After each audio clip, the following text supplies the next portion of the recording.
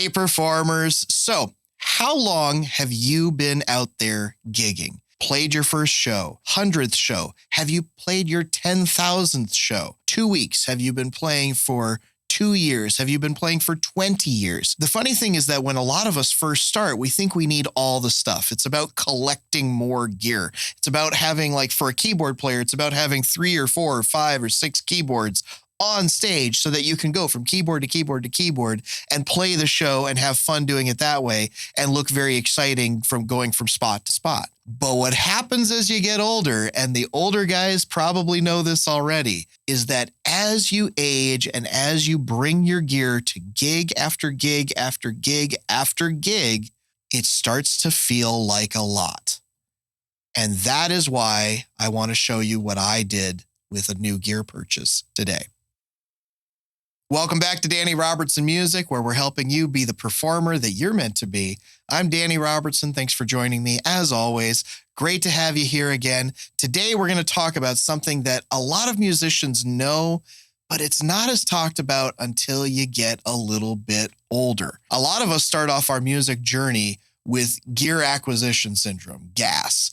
And what happens is that over time, you start to realize that just getting more and more gear doesn't make you a better musician. It doesn't make you a better performer. You're the only one that can do that for yourself. And sometimes as you age, you realize that you might have been doing things the hard way in the first place. And that's something that I've encountered at least a couple of times in my performing career. And I want to show you what I'm doing to change that. So we're going to start by pointing out a couple of things. My first keyboard was this guy right here. That is an Alesis QS8.1. I bought that roughly 25 years ago, and it was my first professional gigging keyboard. I used that live on stage, and I played with that thing for almost 10 years. That keyboard is 66 pounds by itself, without a case, without having to lift it up. It is a heavy keyboard. Doing one gig didn't bother me. Doing 10 gigs didn't bother me. But after about 10 years of playing with it, I realized how heavy that thing really was. And it got old loading it in and out of a car and then putting it on a keyboard stand and then taking it off. The movement of the gear got really old. And I actually hurt my elbows a couple of times. And it was not fun by the end of using it. So my answer to that was to get a new keyboard in about 2012-ish. And at that point, I got the keyboard that I play with live most of the time now. It's a Motif XF, and it's a great keyboard. I've really enjoyed playing with this thing.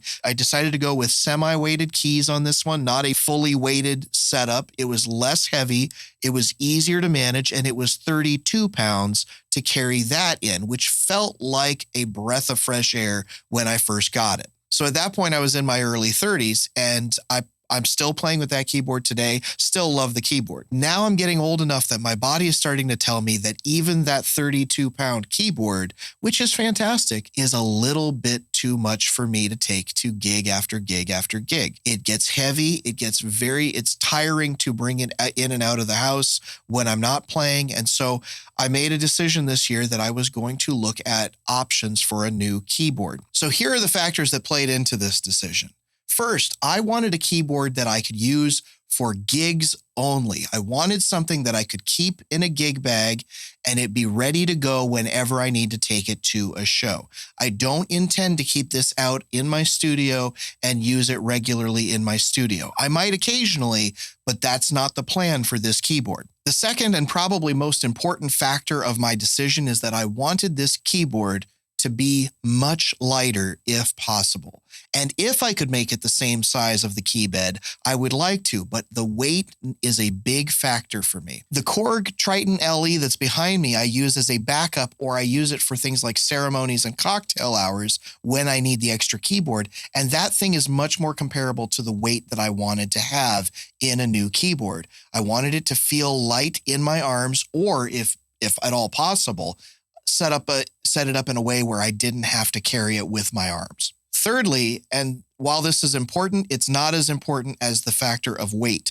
I could have done okay with other choices with this, but I was hoping to have a keyboard that was able to do 90% of what I'm currently doing on stage. I wanted it to be able to have some sampling. I wanted it to be able to have a performance style mode where I could change between different sound choices using a fader system so that I could blend them together if I wanted to. I was paying attention to what was out there and what was available for a reasonable price point that I didn't have to spend a fortune trying to get a new keyboard. I wanted it to be something that I could go gig with and not feel like I could not, beat it up a little bit and feel okay about that. So enter in the new Yamaha MODX M series, and I ended up getting the 76 key version called the M7. So we're going to take my GoPro camera and kind of show you a little bit about what I do on my keyboard that I currently play, the Motif XF, and what I'm capable of doing on the M7. I've only had this thing for less than 24 hours, and I've already figured out quite a few things that I can do with this. So let's go to this GoPro and we'll show you a few things on both of these keyboards. Okay, so I apologize for the mess that is my studio right now, but here's the two keyboards that I want to show you. First things first, this is my current keyboard. This is the Yamaha Motif XF. And typically the way that I perform with this is through what they call the performance mode. So if you see that, what that is that gives me access to 4 different sound patches that I can then control with these faders, okay? So I wanted that to be a similar functionality. I had 4 patches that I could control with faders as I needed them. And I make enough of these different patches that I can do different things with it. By comparison, this is the new Yamaha MODX M7. This is a very new keyboard in 2025, and it's an upgrade from the Yamaha MODX, which I've heard mixed reviews about. I've heard it was a little bit plasticky and it had some cheapness to it, and it sounds like they've really improved a lot of that. Like they did something where they brought in 8 separate faders instead of just 4, which is really nice. So let's start with the Yamaha Motif. So like I said, I use this performance mode. I occasionally use other modes, like there's a voice mode on here that I can play a single instrument like a piano,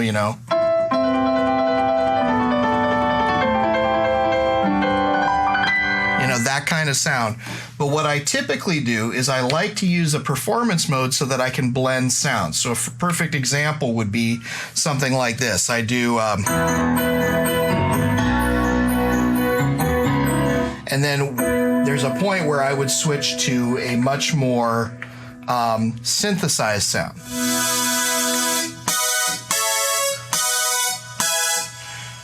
That kind of sound, and then I can go back and forth between those.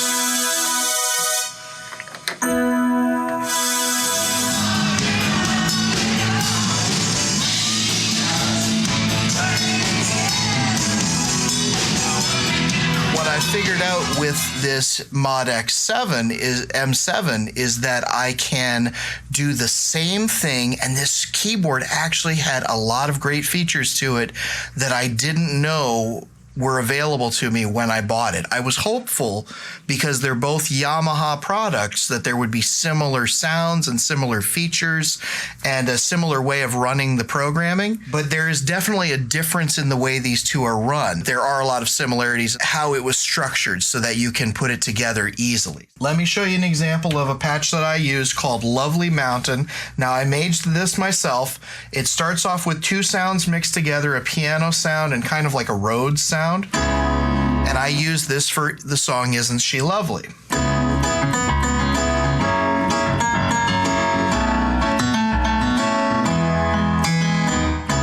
Right?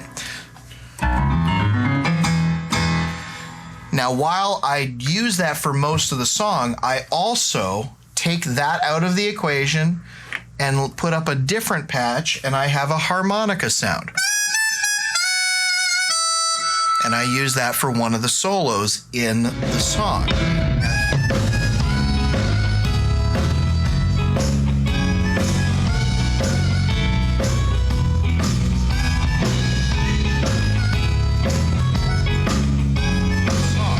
Now here's the great thing. I am able to match that almost perfectly on the MODX M7. So as you can see, I've made a similar patch I've called it Lovely Mountain, and this thing has a lot of the same sounds that I was using. So like when we look at this, I was using a sound called Sweetness for the Rhodes style sound. I was using a piano sound, a harmonica, and then I have a Glocken for a different song that I use. So as of right now, I have a piano, I have an electric keys sound, a reed pipe sound, which is the harmonica, and I have the Glocken. And I'm actually finding out that I have extra space for this. So I can do more with this than I've already planned on. So when we listen to this, let's put these up. Same faders.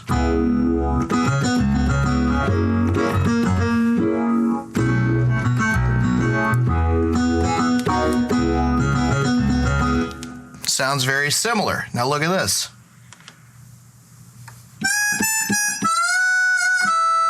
Harmonica sound.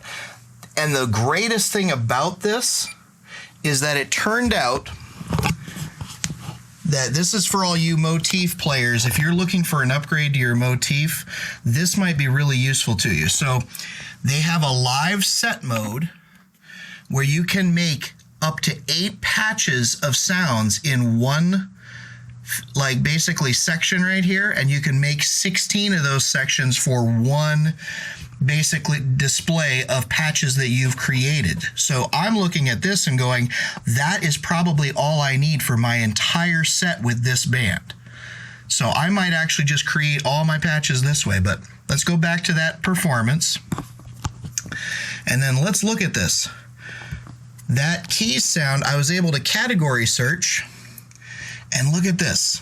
That key sound is actually, if you look at category, you can select by a keyboard, you can select electric piano, but then here's the great thing about this thing. There's an attribute section right here, and you can actually choose based off of other keyboards that there are sounds that exist in this keyboard that are from other keyboards. So Motif XF.